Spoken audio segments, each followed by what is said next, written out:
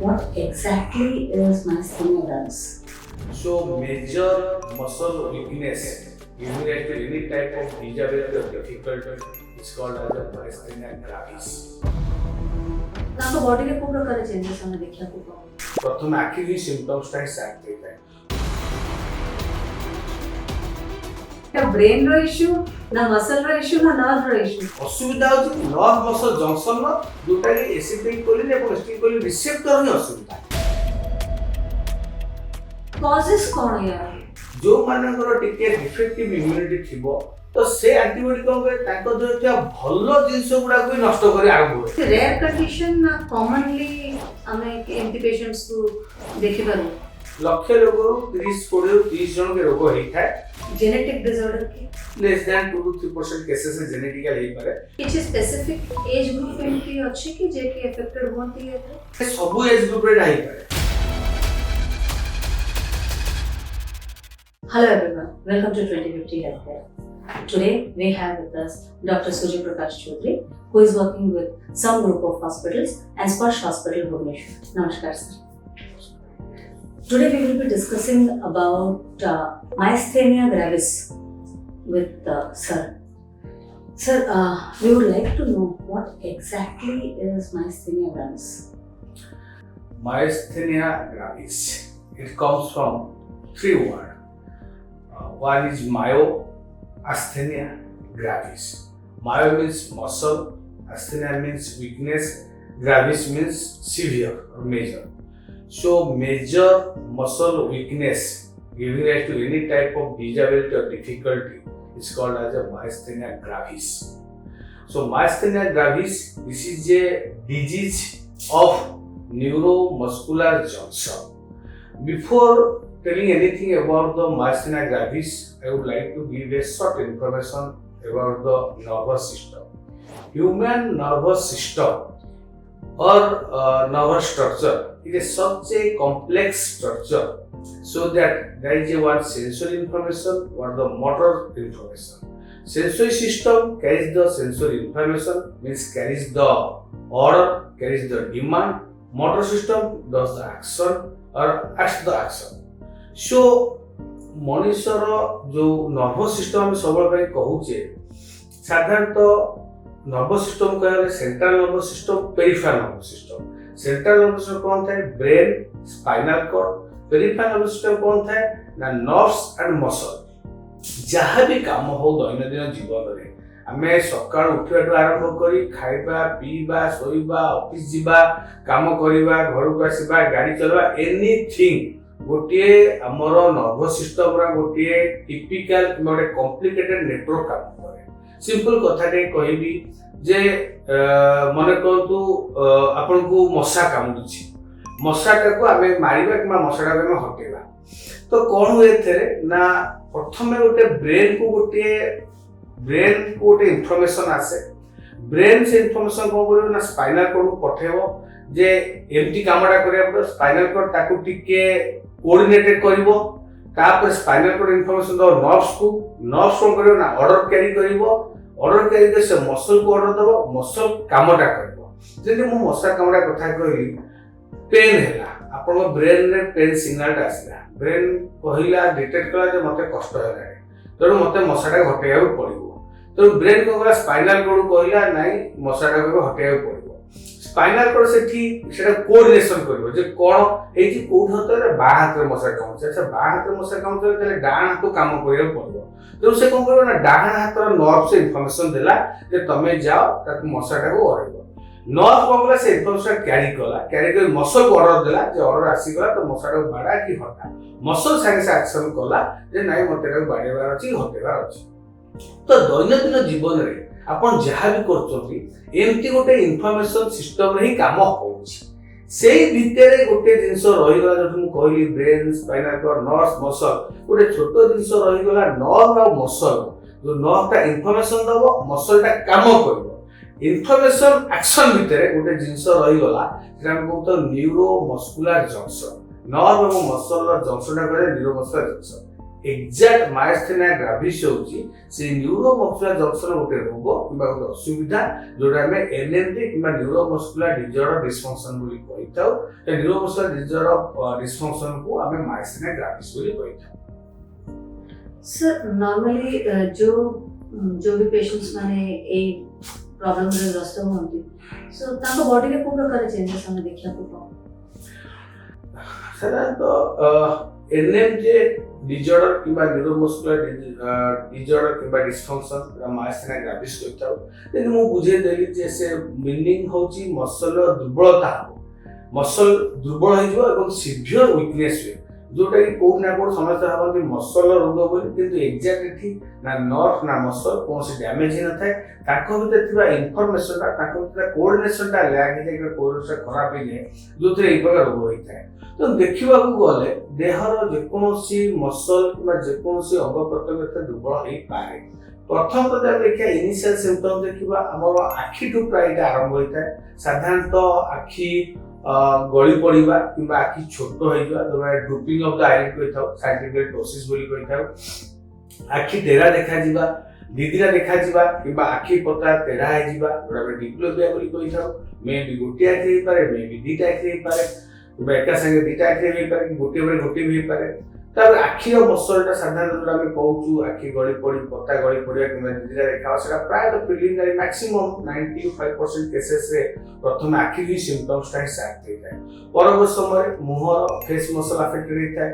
जो मुह muscle affect होगा द्वारा लोक कथा कहर असुविधा होता है कथा कहला बेले खनी बाजी जाए बहुत समय कथाटा नाकू आसला भाई लगे बहुत समय कौन जाए कथा ठंडा है कौन नाक कथा कहते भी साउंड आसे लोक को खाइबार असुविधा होता है बहुत समय चोबई पारे चोबई खटा लगे दांत पेन हुए गिड़बार असुविधा होता है गिड़ला बेलू हठात कष्ट होता है बहुत समय पानी पीला बेलू जूस पीला बेलू कंटिन्यू न जाए नाक पटे पानी बाहरी आसे नाजल रिजर्वेशन आम कही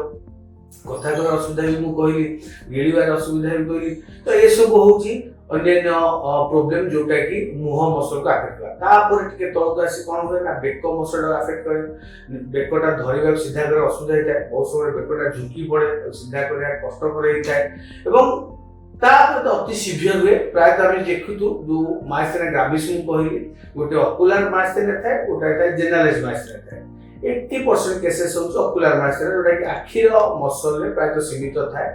20% केसेस जनरल मायस्थेनिया पाए जोटा कि अन्य मांसपेशी किंबा मसल को अफेक्टेड करि पाए जोटा हाथ किंबा गोड़र मसल गुडा दुर्बल होई पारे आ ये जो गोड़ किंबा हाथर मसल दुर्बल होई थाए ताको हम साधारणतः प्रॉक्सिमल किंबा ऊपर मसल गुडा बेसी तो नष्ट होता है जमी हाथर प्रॉक्सिमल मसल वीक हेले गोटे लोक को हाथ उठेवा कष्ट होता है मुंड कुंडेवा को भी असुविधा हो पाए हठात हाथ पड़ी खाइला लगे असुविधा होता है ये सिम्पटम देखा जाए यदि गोड़र मसल असुविधा होता है तार जो जंघ मसल गुड़ा प्रोब्लेम हुए तो लोक को सीढ़ी चढ़ार असुविधा हुए बसिक उठार असुविधा हुए ये सब प्रोब्लेम देखा दिए तेणु कहवा गले आखि ठू आरंभ कर हाथ गोड़र कौन मसल भी अफेक्टेड हो पाए एवं सिवियर हुए जदि आमर रेस्पिरेटरी कि निश्वास प्रश्वास जब मांसपेशी दुर्बल आरंभ हुए तो यह बेसी सिवियर होता है तो एगुड़ा तार प्रिलिमिनारी सिम्पटम्स धीरे प्रोग्रेस भी कर पाए।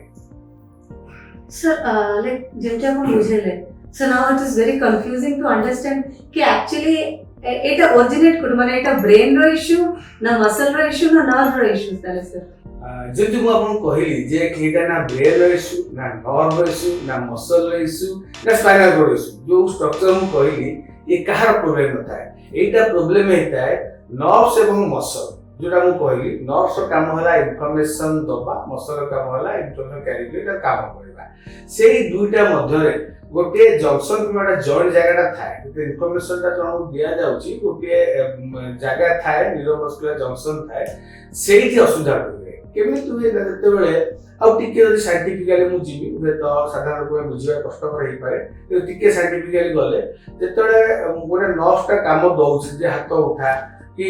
चलीबा कि गोड़ उठेबा कि जो मशा बड़ेबा कथा कहली कि जे पाई बेर जहा कहली तो नर्वटा इन्फॉर्मेशन कैरी दबो तो नर्वटा जब इन्फॉर्मेशन दिए से गोटे किछि केमिकल्स छाड़े से केमिकल हम एसिटिल कोलिन बोली कहिथाउ से केमिकल्स कौन हम ना से गोटे न्यूरो ट्रांसमिटर आम कहती गोटे मलिक्यूल गोटे सी कौन कर नर्वस छाड़देला सी इनफर्मेशन नहीं गला मसल जो सब रिसेप्टर अच्छी आम एसिटिल कोलिन रिसेप्टर बोली कही से रिसेप्टर मसल पे थाए से केमिकालटा गला गला ट्रावेल कला से जो मसल पे जो रिसेप्टर अच्छी एसिटिल रिसेप्टर कही तो नर्व जो एसिटिल कोलिन छाड़िला से रिसेप्टर से बांधिला मसल जानीगला मत ऑर्डर आसीगला कहीं केमिकल्स आसिक रिसेप्टर बांधि होगला तो धीरे धीरे कौन होता है मसल जो सब इलेक्ट्रोलाइट्स अच्छी कि जो कैल्शियम सोडियम पोटेशियम पंप जो अच्छी से सब एक्टिव होगा सब आरंभ होगा जो एक्टिन मायोसिन विभिन्न प्रकार फिलामेंट रोची ता केमिकल्स जो रोची सी एक्टिव आरंभ होले तापर मसलटा एक्शन होगा तो मुख्य जिनिस होची नर्व असुविधा ना मसल असुविधा होची नर्व मसल जंक्शन जोटा कि एसिटिल कोलिन एवं एसिटिल कोलिन रिसेप्टर ही असुविधा एठी गोटे केमिकल्स एवं रिसेप्टर असुविधा हेकी मायोसिन ग्रेविस रोगटी हेता सर टिपिकली जदि हम जानिया पे चेष्टा करबा जेति को साइन किबा सिम्पटम अछि जा जो के जानि परिबो केंति किछि प्रॉब्लम हेइ छि जा जो मते immediately I need to reach out the neurologist ये जो न्यूरोमस्कुलर जंक्शन गोटे टिपिकल पिक्चर थाए कि टिपिकल गोटे तार प्रॉब्लम थाए जोटा कि अन्य समस्त नर्व किबा मसल को हम अलग करि पाइबा हमर वीकनेस होबा किबा दुर्बल होबा नर्व रोग पे ही पारे मसल पे ही पारे किबा नर्व मसल जंक्शन पे ही पारे नर्व और मसल रोग जो असुविधा होय किबा जो वीकनेसटा होय सेटा गोटे कांस्टेंट वीकनेस होय किंतु न्यूरोमस्कुलर जंक्शन जोटा मायस्थेनिया ग्रेविस जो वीकनेसटा होय सेटा फ्लक्चुएटिंग वीकनेस होय माने कोन होय जो आखि कथा कहबी मु आपण सकाळ उठिया आपण को पूरा नॉर्मल देखाउछोली धीरे धीरे धीरे धीरे दिन बढ़िबा सहित संध्या आपण आखि बता पड़ी पड़ी पड़ी छोट हो जाउछ बहुत सुंदर सकाळ तो आखि ठीक थिला संध्या को आखि पता बंद हो गलानी सकाळ आपण सब जिंस ठीक देखाउतो आपण सेही घरु बाहर थिबे आपण को से घर रो कांथ अलमीरा खट सब गोटे देखाइतो काम करी ऑफिस जाई काम सारी आसला आपण खट दिटा देखाबो अलमीरा दिटा देखाबो कांच दिटा देखाबो तो ए दिदिरा सब देखाबो आरंभ हो तो एटा हम कहितो फ्लक्चुएटिव वीकनेस एवं सेटा कहितो फैटिगेबिलिटी माने जेते आपण दिन बढ़ी बढ़ी जो काम करी जिवे सेते वीकनेस बढ़ी बढ़ी हो एवं सरप्राइजिंगली जदि आपण बसी के समय रेस्ट नै जिवे आपण वीकनेस आपने आपे ठीक भी जाए आपण सकाळ दिन बेला पूरा एक्टिव अछंती काम काम करी आपण देले संध्या आपण पर थक्का लागला ना आपण काम करि पाछंती थक्का लागुची उठी पाउनाती कि जिंस धरि पानाती ठीक आपण देखिबे 2-3 घंटा रेस्ट करले आपण पुणी राति देखि आपण एक्टिव लागियो तो ये फ्लक्चुएटिंग वीकनेस पैटर्न टा होची टिपिकल मायस्थेनिया ग्रेविस देखा दिए एवं सेटा ही गोटे जिंस गोटे रोगी हमको आश्वासन फटने डिटेक्ट करलो कि याको मायस्थेनिया ग्रेविस से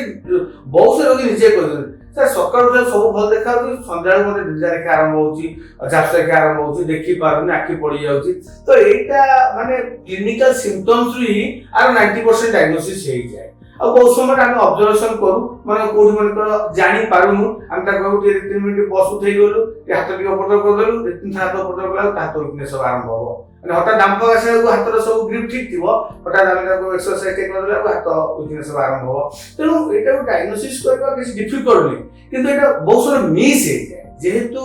लोक अवेयर न थाते जिंस पई सेति लोक मिस हे बहुत समय आमे देखि जे मायस्थेनिया ग्रेविस रोग आखि दिदिरा देखाबा आखि गळी पड़ीबा पता छोट होई दिबा बहुत समय से आखि डिपार्टमेंट करी माने वर्ष वर्ष आखि रे खाली टेस्ट होतुओ किछि धरा पड़तो डिटेक्शन कोला रो एटा होतु मायस्थेनिया ग्रेविस रोग बहुत सारे लोग आखि डॉक्टर को कंसल्ट करती मुह डॉक्टर को ईएनटी विरे कंसल्ट करती जोटा रोग कोना को मिस हे जाय ते रोगटा जदियो आखि रे सब जिंस होउची ओ साधारण सब भाबे आखि किछा समस्या आइ गला बोली किंतु आखि किछि भी समस्या थाए सेही नर्व मसल जंक्शन समस्या थाए जोटा आपण न्यूरोलॉजी देखा करिवे कि जदि तांको आपण कंसल्ट करे तो आपण इमीडिएट डायग्नोसिस भी हे पारिबो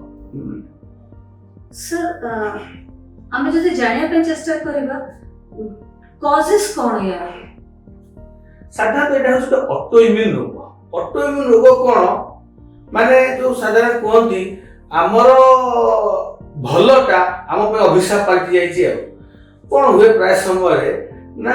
जते हम कोनोसी रोग हुए इन्फेक्शन हुए ज्वर हुए ठंडा खास झाड़ा माने जहा भी कोन जे कोस इन्फेक्शन हुए आम देह रे गोटे निजर रे डिफेंस मेकानिज्म थाए गोटे सेल्फ इम्यून सिस्टम गोटे थाए जोटे कोन करे से भाइरस बैक्टीरिया विभिन्न फॉरेन बॉडी जो इन्फेक्शन विरुद्ध रे लड़ाई करबे एंटीबॉडी तैयारी करे से एंटीबॉडी कोन करे ना से भाइरस बैक्टीरिया को मारी की विदा करबा हम शरीर एवं आमे सुस्थ होबा कैरो होबा बहुत समय बहुत भाइरल इन्फेक्शन अच्छे आप थंडा ज्वर खास बिना मेडिसिन आप भल हो कोविड समय देखिए कोविड भाया भयंकर भाइरस को भी बहुत लोग आम देखिए 3 दिन 5 दिन कोविड इन्फेक्शन होगी भल क्या इम्यून सिस्टम से स्ट्रंग अच्छी जोटा एंटीबॉडी तैयारी करी विभिन्न प्रकार इन्फेक्शन को क्लियर कर दूची तो ये आम गोटे बॉडी गोटे सेल्फ डिफेंस मेकानिज्म जोटा कि विभिन्न प्रकार एंटीबॉडी तैयारी होता है अवश्य बहुत जगह में देखूं 5-7 दिन से सिना इन्फेक्शन क्लियर कर देला किंतु किछि जगह रे बहुत समय से एंटीबॉडी हम देह रही जाए जोटा कि जो मानकर टिके डिफेक्टिव इम्यूनिटी थिबो क्रॉस इम्यूनिटी प्रॉब्लम थिबो तो से एंटीबॉडी कोन करे ताको देह भलो जिंस गुडा को नष्ट करी आरंभ होय जेंति वायरस बैक्टीरिया लड़ाई कर ताको विदाय कला हम देहु से भलो जिनस गुडा हम देह पे दरकारी ता विरुद्ध लड़ाई करे आरंभ करे माने एक्सेस टिके एक्सप्रेसिव हो जाए टिके एक्सेस माने स्पीड अप हो जाए टिके तो सेही जगह रे ही ऑटोइम्यून रोग देखा जाए से एंटीबॉडी गुडा कोन करे हमर जो अछि जेंति मु कहली माइस्थेनिया ग्रेविस विभिन्न प्रकार अछि एंटीबॉडी रोग जेंति विभिन्न प्रकार अछि जीबीएस गुटे एंटीबॉडी जनित रोग ऑटोइम्यून एन्केफालाइटिस गुटे अछि विभिन्न प्रकार रोग अछि जेत हमें माइस्थेनिया विषय आलोचना करूचे तो से एंटीबॉडी कोन हुए जेते तार पूरा जोश रे रहिछि वायरस बैक्टीरिया विदाय कला परे बॉडी रो भलो सिस्टम रे तो लड़ाई करिया तो अभ्यास अछि ताको तयारी कराइस लड़ाई करिया पे ता भी लड़ाई करिवो से कोन के जो मसल्स ऊपर जो कहउथले स्टील को रिसेप्टर थाए ता सहित जाई लड़ाई करे आरंभ करियो करी कोन सेगुडा ऊपर जाई सब ब्लॉक है जो एंटीबॉडी गुडा वो कोड ना कोड से स्टील को रिसेप्टर एमिथा है कि जे से एंटीबॉडी गुडा से तो से भी एक्टिवेट लड़ाई करे आरंभ हुए तो जत्ते से एंटीबॉडी गुडा जाय कि ता पर ब्लॉक हो जाए आ ऊपर जत्ते हमर नर्व्स स्टील कोलिन केमिकल को छाड़े जे से रिसेप्टर बांधी के काम करे लगी सी आ बांधी पाए ताकू आ से एंटीबॉडी बाटर छाड़े जे नाइ आ सेठी बांधी पारिबो नाइ एठे मु एबे लड़ाई करी तो से कोन करे स्टील गुडा सब नष्ट होबा आरंभ हुए जा पर नर्व मसल को इन्फॉर्मेशन जाई पारे सेति पे विभिन्न प्रकार रोग होबा सृष्टि हुए एवं सेटा typically anti acetylcholine receptor antibody भी कहते जोटा कि एसिटिलिन रिसेप्टर सहित बांधी जाए एवं एसिटिलिन हम देह को किबा मसल को जाई पारे जोथि पे विभिन्न प्रकार माइस्थेनिया रोगर सिम्पटम्स किबा लक्षण देखा दिए सर एटा कोन से रेयर कंडीशन ना कॉमनली हमें एमटी पेशेंट्स को देखि पारो स्पेशली इन इंडिया रेयर तो कहिबानी बट बेसी रेयर भी नुहे ओटा कहिबा गले अराउंड 20 to 30 पर 1 लाख लक्ष लोग 30-40 30 जन के रोग होई थाए एवं डे बाय डे इंसिडेंस बढ़ी बारे लागि छै एवं बढ़िबो भी एथि पई कारण ऑटोइम्यून रोग जिनसो जते बेले इन्फेक्शन बेसी होउची आम देह जते इन्फेक्शन को एक्सपोजर हो सेते आम देह एंटीबॉडी बाहरिबो जते एंटीबॉडी बाहरिबो सेते चांस होउची कि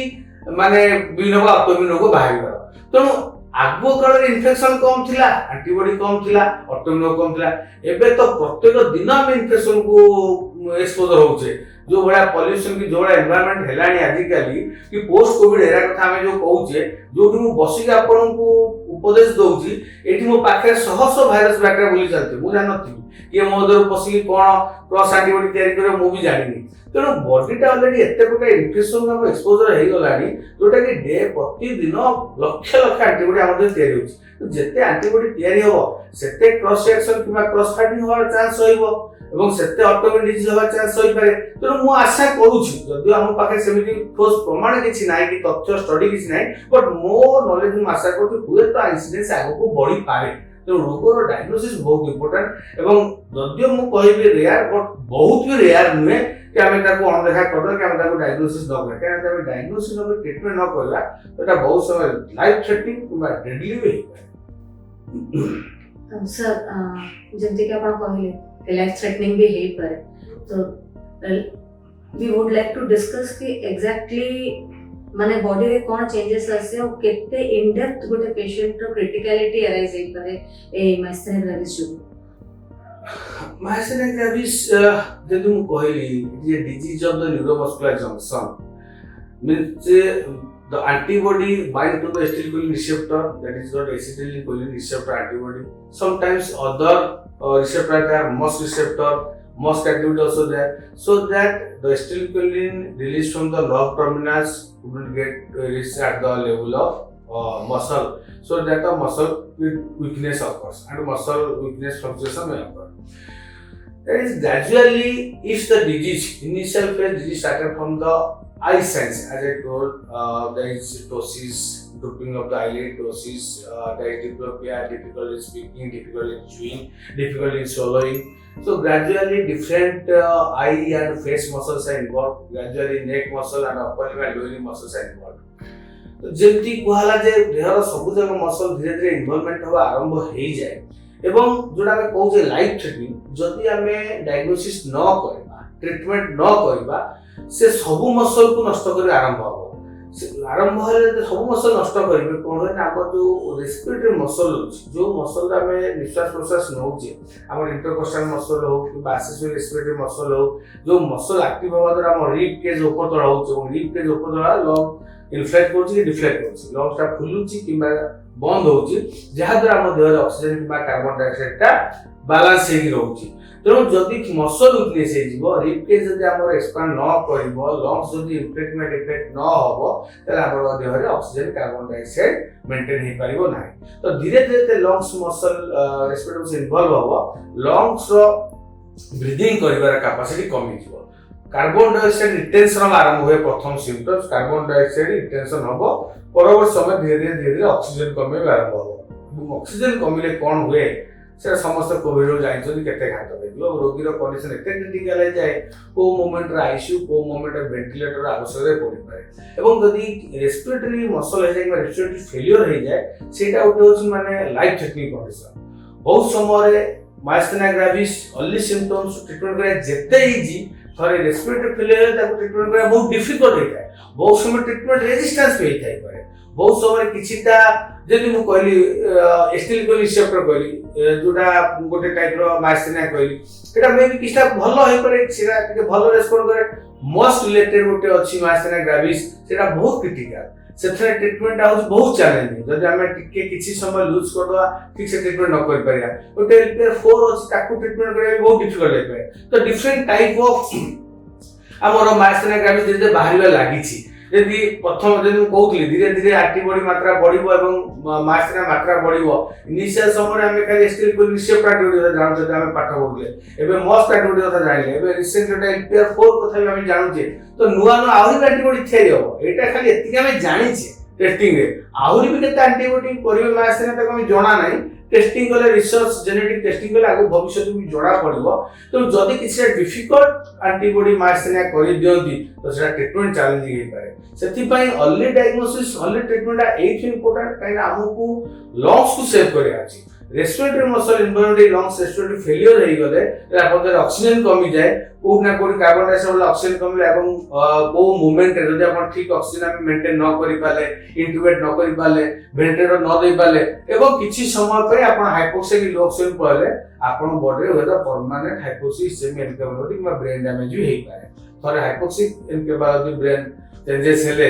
रिकवरी केते कष्ट अपू एपिसोड में आलोचना करि सारी छे तेनु से सिस्टम के बचिबे हाइपोक्सिक डैमेज केमति हो मल्टी ऑर्गन फेलियर केमति न हो हाइपोक्सिक ब्रेन डैमेज केमति बचिबा सेथि पई हमकु अर्ली डायग्नोसिस अर्ली ट्रीटमेंट करी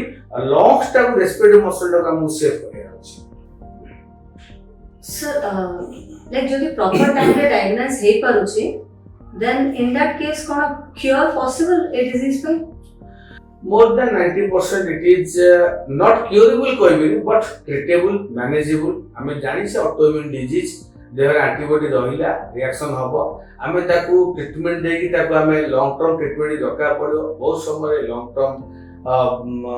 एंटीकोलेस्टेरॉल मेडिसिन दरकार पड़ी पारे किस्टा स्टेरॉइड दरकार पड़ी पारे इम्यूनोथेरेपी दरकार पड़ी पारे बहुत समय आईवीआईजी प्लाज्मा दरकार पड़ी पारे तो ट्रीटमेंट लॉन्ग टर्म एटा कहबी जदियो कहबी मैनेजेबल ट्रीटेबल कंट्रोलेबल हेई पारिबो किंतु ट्रीटमेंट लॉन्ग टर्म थाले एनी ऑटोइम्यून डिजीज आपण कोनदु से रिमाटिस आरंभ करी गैस्ट्रो आरंभ करी ब्रेन की नर्व पचा कोनदु ऑटोइम्यून डिजीज गुडा का ट्रीटमेंट लॉन्ग टर्म चले केना तार फाइटिंग टा लॉन्ग टर्म चलता है ट्रीटमेंट लॉन्ग टर्म चले कि एती जिंस जो डायग्नोसिस अर्ली कर दवा और ट्रीटमेंट हमें कंटिन्यू ट्रीटमेंट रखिबा कंटिन्यू फॉलो अप रखिबा बहुत समय मेडिकेशन चेंज हुए कोठी हमें पीरियोडिक स्टेरॉइड नबा स्टेरॉइड कोठी इम्यूनोथेरेपी नबा कोठी इम्यूनोथेरेपी पुणी स्टेरॉइड काटबा कोन स्विच ऑफ करिया बहुत किछि माने ट्रीटमेंट प्रोटोकॉल बहुत किछि तार अछि तबे proper treatment proper follow up रहबो उते लोक लंबा टाइम पर्यंत किंबा गोटे लोक जीवन सारा बंचिता पर्यंत भी किसी सिम्पटम्स न हो पारे बिना सिम्पटम्स से आराम रही पारे यथा ग्रेट एग्जांपल होउछन सुपरस्टार अमिताभ बच्चन तेणु जदि आप प्रॉपर ट्रीटमेंट नेबे तो आपण सब काम करि पारे आपण जणाय पड़बनी मास नै बट एतिक एडवाइस हो जे आपण ट्रीटमेंट फॉलो ता होची निहाती दरकार सर एटा जेनेटिक डिसऑर्डर की किसी मात्रा जेनेटिक हेई पारे congenital myasthenia gravis less than 2 to 3% cases रे जेनेटिकल हेई पारे किंतु मोस्टली एटा होची गोटे ऑटोइम्यून डिजीज बॉडी रे एंटीबॉडी टा रही की भी हम देह रे ऑटो एंटीबॉडी रिएक्शन करे तो सेति एटा ऑटोइम्यून डिजीज के कुहा जाय चिल्ड्रन माने पिला को पाखरे किछटा कंजेनिटल माइसेरिया ग्रेविस भी तार भी हमें डाटा पाइछे जे भी देखा जाए that is also difficult to diagnose बहुत डायग्नोस डिफिकल्ट भी पारे तेणु कंजेनिटल हेई पारे हेरिडिटरी हेई पारे किंतु मोस्टली ऑटोइम्यून रोच मोस्टली एनवायरमेंटल एवं ऑटोइम्यून ता मेन फैक्टर रोच सर किछि स्पेसिफिक एज ग्रुप एंटी अछि कि जे कि अफेक्टेड होंती है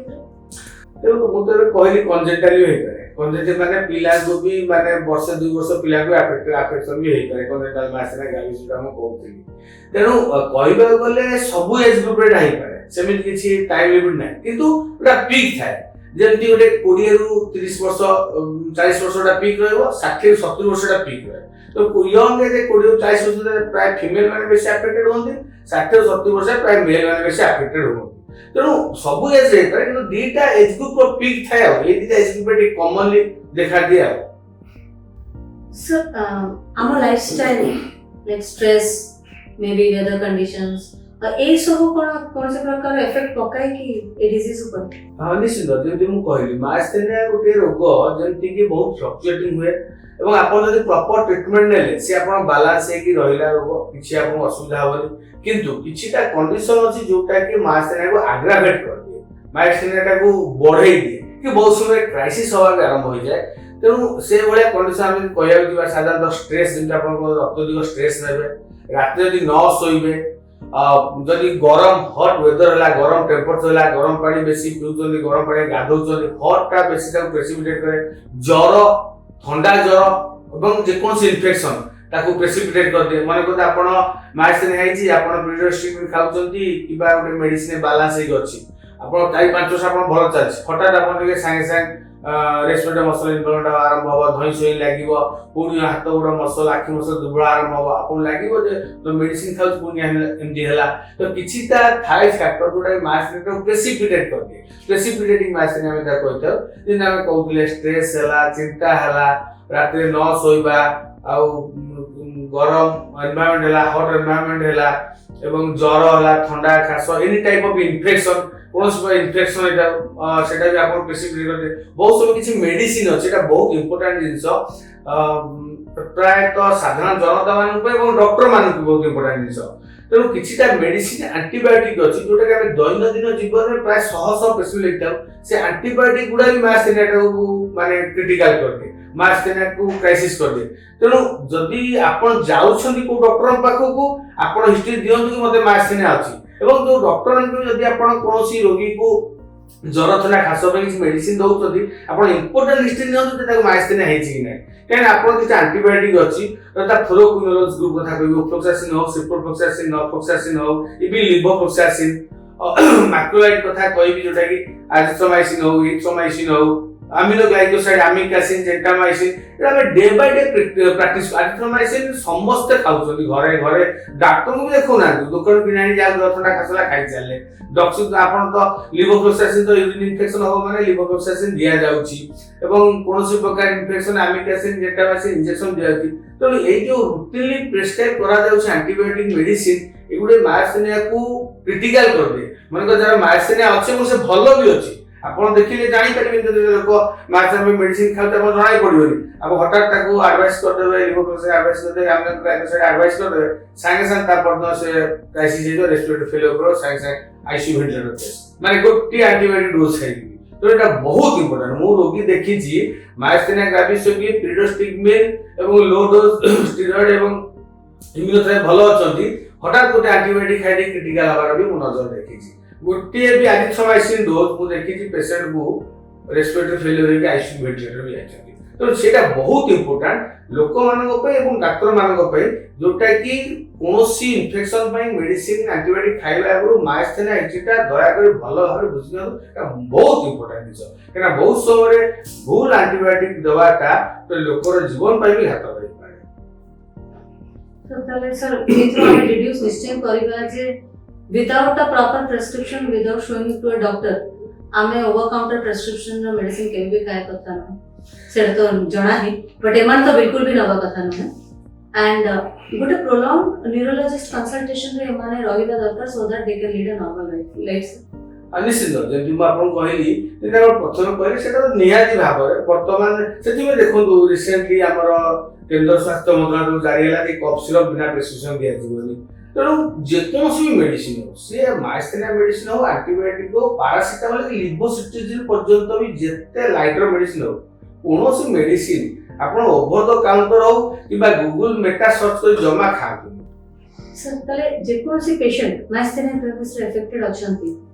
से जदि तांको न्यूरोलॉजिस्ट का संगे परामर्श रे गोटे प्रॉपर डायग्नोसिस फॉलो करी कि रूटीन फॉलो करी कि आगो को बढ़ु जती देन आमे एक्सपेक्ट करि परिबे कि से माने गोटे नॉर्मल लाइफ लीड करि परिबे 100% एब्सोल्यूट राइट किछि एते डाउट नाही मु कहली बा दिल्ली बिग स्टार अमिताभ बच्चन को एग्जांपल मु देली कोन फिल्म से बोले का माइसे डिटेल जाते पाई पाखरी 100 ऊपर मूवी कहि सारिबे आ कोन ताके बड़ एग्जांपल कोन देबी तो जदी आपण माइसे डिटेल हेइची आपण proper treatment proper follow up जदी रहिबे आपण एब्सोल्यूट 100% पूरा नॉर्मल लाइफ लीड करि पाइबे। Sir, lastly, I would request you, please, but message दियंतु जो तरह की awareness create होबो जे एटा जत्ते की deadly disease ता but ताकू हमें survive करे परिबा and निजो को गोटे normal life भी lead करे आपे present करे परिबा if we are going on a right path। निश्चित माइस्थेनिया ग्रेविस गोटे रोग जोटा कि ना नर्व ना मसल हुए गोटे जंक्शन रोग सेटा जदियो rare but not ultra rare बहुत कॉमनली हमें देखा पाउचे तेणु जो मानू को जमी कहली मैक्सिमम केसेस से सिम्पटम्स आखिर भी आरंभ हुए जो मानू आखि पता गली पड़ा दीदीटा देखा खाइबा पीबारे गिळीबारे चोबेबारे किछि समस्या देखा तो स्पेसिफिकली जदि से समस्या ताकू फ्लक्चुएटिंग अप डाउन लागुची तो आपण यथा शीघ्र आसी डॉक्टर को परामर्श करिवे। बहुत सारे देखिछु तंटी खाइबार असुविधा हबो तो कहबे हां इवनिंग रे होची सकाळ तो भल लागुची हबो मे किछटा इन्फेक्शन पे हे जो एटा बहुत लोक धारणा थाए बहुत समय नॉर्मल माइस्थेनिया नॉर्मल वीकनेस लोक जानि पारंती लोक जदि मु कहली सकाळे भल थिबे आपण काम करे आसला हाथ गोड़ थका लागुथिबो जोड़ा आस्थेनिया माने दुर्बल लागुथिबो लोक हां तो ऑफिस से बेसी काम पड़ी गेला कि बेसी ट्रैवल कर देली बोली लागुची सब लोग एई चिंता धारे रहि जानी केन से तापर सकाळ भल फील करिवे हां तो सकाळ तो भल अछि पुणी संध्या डाउन हेबे पुणी रेस्ट नै जे पुणी सकाळ भल लागियो तो से कहबो हां मैं भी सकाळ तो भल अछि तो ऑफिस काम साथि कि काम रे बेसी प्रेशर पड़ी गेला ऊपर डे प्रेशर आसी गेला बोली मते दुर्बल लागुची थका लागुची सब सेटा नै बहुत समय माइस्थेनिया लक्षण हे पाए तो प्राय लोक एठी नेग्लेक्ट करती एंड कांस्टेंट वीकनेस रहबो ना तो लोक जहा बेले आसीबो पर म सब बेले वीकनेस लागि रहउची चाली पारनी थका लागु उठी पारनी बसी पारनी किंतु एटा एमिति गोटे फ्लक्चुएट वीकनेस वे जोटा लोक जानि पारंती लोक भाबନ୍ତି हां बोले थका लागि जाई तो काहे से वीकनेस जे हबो लोक रेस्ट नै जीवो ता गुण ता भल लागिवो तो सेते लोक भाबे हम रेस्ट नै तो भल लागु तो जे वीकनेस नै काम प्रेशर हो बहुत समय एंटी लोक कहथि कि आपण 6 मास रे काहे देखिना हम भाबिलो जे काम प्रेशर हेची सेति पर माइस्थेनिया डायग्नोसिस ता बहुत लेट हे जाय कारण जेहेतु वीकनेस ता कांस्टेंटली फ्लक्चुएटिंग सेति में लोक आसी पारतनी न्यूरोलॉजी पाको किबा शीघ्र कंसल्ट कर परतनी कि हम डायग्नोसिस भी लेट हे जाय तो सेटा ही गोटे मो बार्ता जत्ते बेले आपण फ्लक्चुएटिंग हो ओपर तो वीकनेस हो किबा कम बेस वीकनेस आपण नजर भी करछोंती देयर एनी टाइम दिनर कोनस टाइम जे आपण वीकनेस लागुची किबा आपण देखिबार असुविधा होची कथा कहबारे खाइबार असुविधा होची तो कोउ ना कोउ ये माइस्थेनिया लक्षण हेतियो आपण यथाशीघ्र निकटस्थ स्नायुरोग विशेषज्ञ देखा करंतु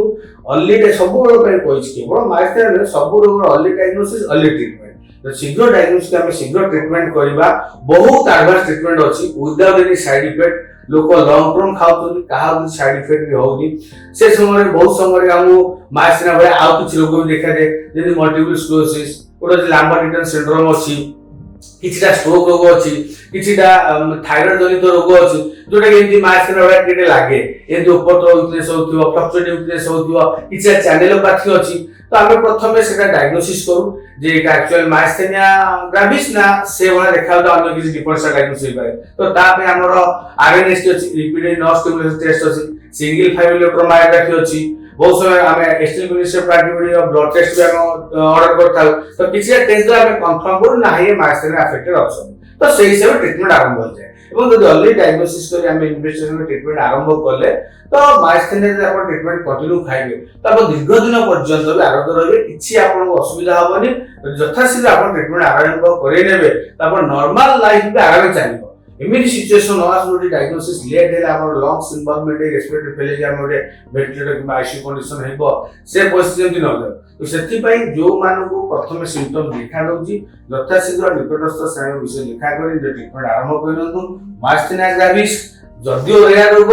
जदियो इजिली ट्रीटेबल कंट्रोलेबल बट बहुत समय इट इज डेंजरस काना ता तळ ना कोजी ग्राविस माने severe muscle weakness severe treatment आसी जाईची बोली इजिली ट्रीटमेंट हेई जाउची सिम्पटम को जणा पड़े लॉन्ग टर्म लोक भलो ही रहउची किंतु बहुत समय भी डेंजर हो पाए जदि आम खामख्याल करबा ठीक समय डायग्नोसिस न करबा जदि आम अवहेला करबा तो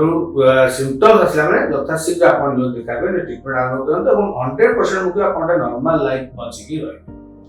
सर गोटे रेयर कंडीशन विषय हमको एते आपण नॉलेज इंपार्ट करले sir thank you so much for that thank you